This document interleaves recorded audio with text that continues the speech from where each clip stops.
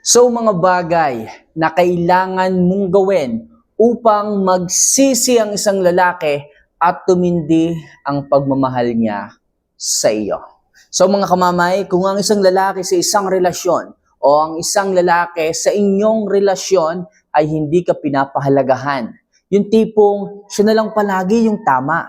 Hindi ka na niya sinabihan na, okay, tama ka, mali ako. Kung ganyan kataas ang pride ng isang lalaki, ito yung mga bagay na kailangan mong gawin sa kanya o ipakita o iparanas para ang isang lalaki sa inyong relasyon ay lubusan ang maging pagsisisi at tumindi ang pagmamahal niya sa iyo. So number 1, matuto kang manindigan sa tama. Alam niyo mga kamamay, kapag ka ginawa mo to, pinanindigan mo yung sarili mo na kapag ka nasa tama ka ay hindi ka lumalambot, sigurado akong makikita ng isang lalaki ang halaga mo. Kamamay, paano makikita? Baka mamaya sa halip na magkaayos kami, sa halip na habulin niya ako, hindi siya lumambot at tumaas palalo ang pride niya sapagkat hindi ko siya nilalambing. Nagkakamali ka diyan, kamamay. Kapag ka pinakikita mo kasi sa isang lalaki na ikilalamya-lamya at lalambot-lambot na kahit nasa tama ka ay hindi mo ipinaglalaban, uutuin ka lang yan. Paiikot-ikutin ka lang yan. Okay? At yung mga bagay na tama ay hindi magiging tama. At yung mga maling bagay ay siyang iisipin niyang tama. Ayokong maging utu-utu kayo at pinaiikot lang kayo ng isang lalaki. Kailangan marunong kayong manindigan sa kung ano ang tama. Ikaw yung may malinaw na pag-iisip, kaya kailangan mong ibandera at panindigan kung ano yung tama. At ayokong itolerate ng isang lalaki yung kanyang paniniwalang baluktot. At ayoko rin na panindigan mo yung kanyang paniniwalang mali. Kung mali siya, salungatin mo, kamamay. Diyan niya makikita ang halaga mo kapag ka ikaw ay may kakayahan ng manindigan sa tama. Iwanan mo siya kung iiwanan. Iwanan mo siya kung baluktot ang kanyang katwiran. Sapagkat yung ganyang klase ng lalaki, kapag ikaw ay ina-under kahit ikaw ay nasa tama, hindi kayo magiging masaya niyan. Okay? At hindi kanya kayang irespeto, kamamay. Nagtatandaan nyo.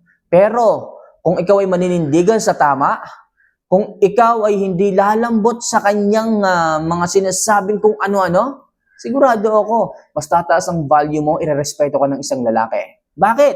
Syempre, sabihin ng lalaki na, ay, teka lang, hindi ako pwedeng gumawa ng mali sapagkat hindi ako sasang-ayunan ng asawa ko. Hindi ako sasang-ayunan ng babaeng ito. Okay? So, kung iiwanan kanya, iwanan kanya. Walang lugar sa puso mo dapat yung mga lalaking ganyan.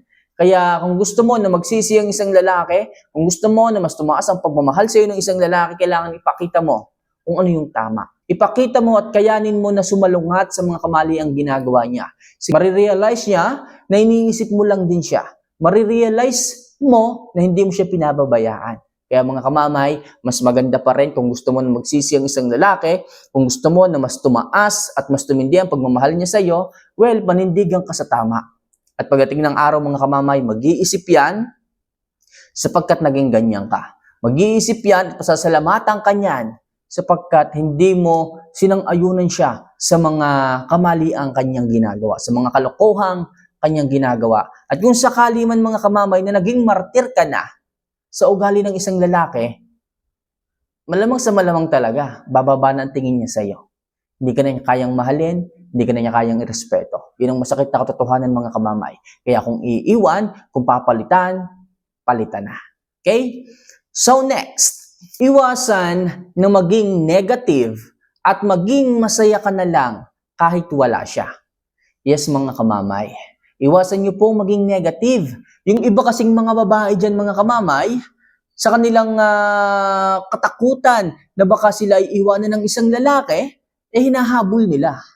Okay, sa pag-iisip nila ng negative, sabi ng ibang mga babae dyan, baka kung kaya lamang ako ay hindi babalikan ng isang lalaki dahil hindi ko siya hinabol.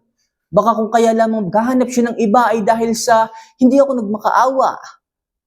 Magmamakaawa ako, maghahabol ako, wag mo lang akong iwan. Gagawin ko lahat. Kahit anong ipagawa mo sa akin, huwag mo lang akong iwan. Dahil sa pag-iisip mo ng negative, dahil sa natatakot ka na baka iwan ka, ganyan ang ginagawa mo, tumigil ka, kamamay. Hindi ka lalo niyan pakikinggan kapag ginawa mo yan. Sapagkat nawawala na yung pagmamahal mo sa sarili mo. Nawawala na yung tinatawag na self-respect. At kapag nakita yan ng isang lalaki, malamang sa malamang hindi ka niya babalikan. Sapagkat hinahayaan mo lang, nasaktan ka ng isang lalaki kapag ginawa mo yon. At ayaw ng isang lalaki yung ganon.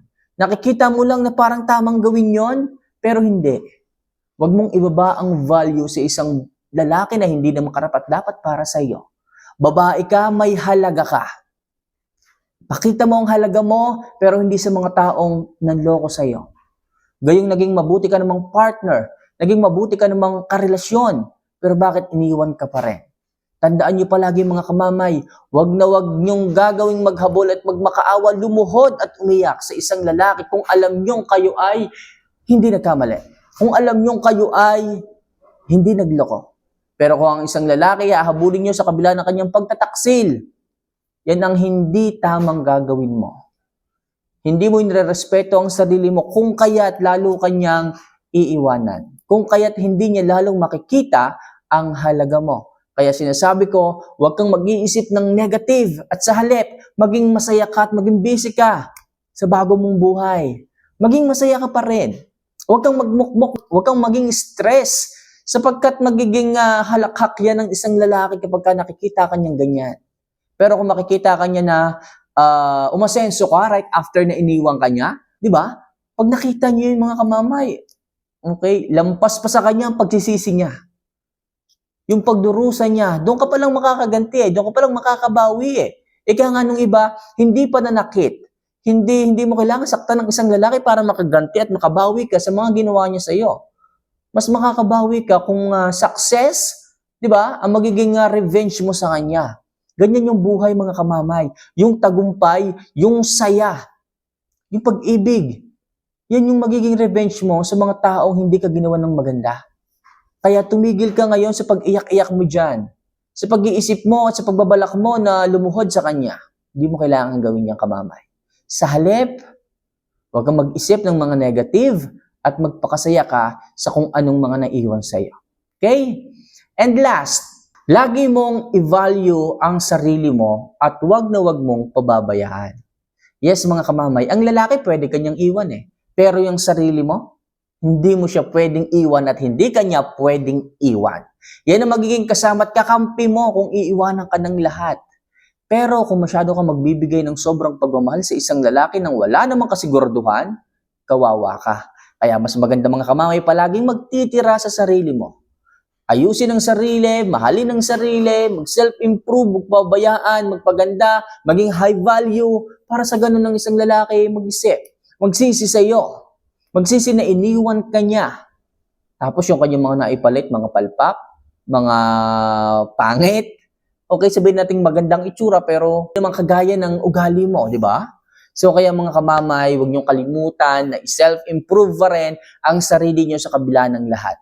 Sabi nga nila, after the rain, there's a rainbow. Kaya sa ganung sitwasyon, kaya niyo pa rin maging malakas, kaya niyo pa rin tumayo sa lahat ng dapa na nadapa, nagsugat man ang inyong mga tuhod, gagaling muli yan at sa muli niyong pagtayo, diyan kayo magiging mas malakas, mas maganda, at mas baka nga pasalamatan niyo pa yung mga taong iwan sa inyo. Dahil kung hindi niyo sila nakilala at hindi nila kayo iniwan, hindi niyo makikilala yung bago, yung mga successful na mga taong mas makikilala niyo pa in the future. So mga kamamay, ilan lang yan sa mga bagay na kailangan niyong gawin upang ang isang lalaki ay magsisi at mas tumindi ang pagmamahal sa inyo. So para mga kamamay, kung may mga katanungan kayo at gustong ipatapik, mag-comment lang kayo. Huwag niyo lang din kalilimutan na mag-subscribe at mag-like sa video ito sapagkat malaking may tutulong yan sa ating channel. So paano mga kamamay, mahal ko po kayo. See you for our next vlog. Paalam!